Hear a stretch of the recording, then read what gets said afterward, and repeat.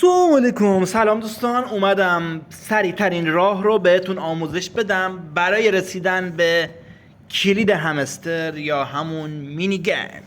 خب اولین راهش اینه که شما نرم افزار MX Player رو نصب کنید و الان بهتون نشون میدم که چجوری سرعتش رو یواش کنید، بیارید گوشه تصویر بذارید و آروم همزمان مثل اول خود کلیپ رو دانلود میکنید و نرم افزار رو اجرا که کردید سرعتش رو یواش میکنید. الان من اجرا کردم کلیپ رو، تو اون قسمت بالا زده x1 رو اون میزنیم، سرعتش رو یواش میکنیم با منهایی که بغلش زده -60 50 70 هر کدوم دوست داشتین میذارین. بعد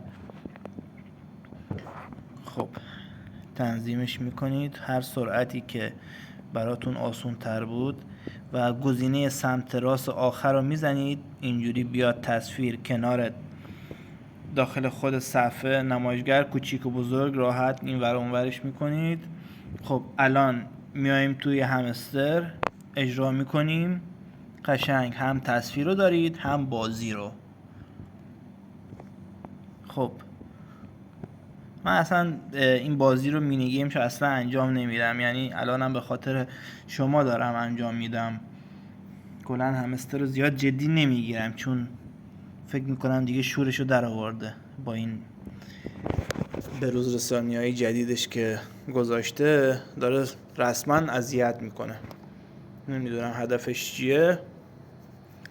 خب میبینید همینجور قشنگ تصویر رو میذارید کنار، بعد مینی گیم رو استارت میکنید. خب راه دومش اینه که شما بیاید چیکار کنید، یه اکانت بسازید با یه خط دیگه و حالا تو خود تلگرام روی خط دیگه اون اکانت میاری بالا و میری توی همستر، اینقدر این بازی رو اینجا تمرین میکنی. خب من الان بار اولمه دارم میزنم و اصلا نگاش نکردم. تمرین میکنی، بعد همینجور ادامه میدی تا بالاخره یاد بگیری. الان من این اکانت رو تازه نصب کردم فقط به خاطری که نشون به شما بدم که این روش هم جواب میده، چون هی میبازی هی شما میای چی کار میکنید، رو گزینه ستینگ میزنی، دیلیت اکانت رو میزنی، خب از بازی میای بیرون، دوباره استارت میکنی، دوباره پلی میکنی.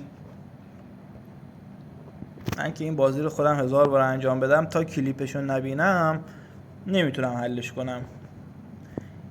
این کلیپ هم که الان دارم ضبط میکنم یعنی تمرینی نداشتم از قبل، یا همون بار اولو هر چی گفتم همونه، واسه همینه که زیاد دارم توپق میزنم. اینم آدرس کانال منه، کانال تلگرامم ایردراپت، چنل تلگرام ایردراپت. ممنون میشم منو سابسکرایب کنید، حمایتم کنید. خدا نگهدار.